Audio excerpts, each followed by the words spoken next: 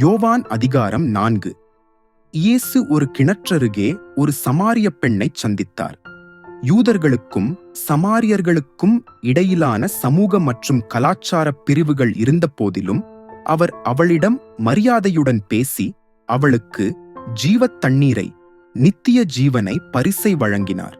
அவர் அவளுடைய வாழ்க்கையை அறிந்திருந்தார், ஆனாலும் கருணையுடன் அவளுடன் ஈடுபட தேர்ந்தெடுத்தார்.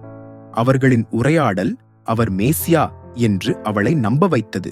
மேலும் அவள் ஆர்வத்துடன் செய்தியை தன் மக்களுடன் பகிர்ந்து கொண்டாள். அவளுடைய சாட்சியத்தின் காரணமாக பலர் இயேசுவை நம்பினர். இயேசு ஒவ்வொரு நபரையும் பார்க்கிறார், மதிக்கிறார். அவர்களின் பின்னணி அல்லது கதை எதுவாக இருந்தாலும் சரி, அன்புடனும் உண்மையுடனும் இதயங்களை அடைய அவர் தடைகளை உடைக்கிறார்.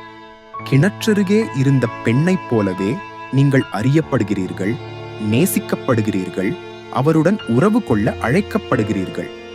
உங்கள் குரல் முக்கியமானது. இயேசுவுடனான உங்கள் சந்திப்பு மற்றவர்களுக்கு உயிரையும் நம்பிக்கையையும் தரும்.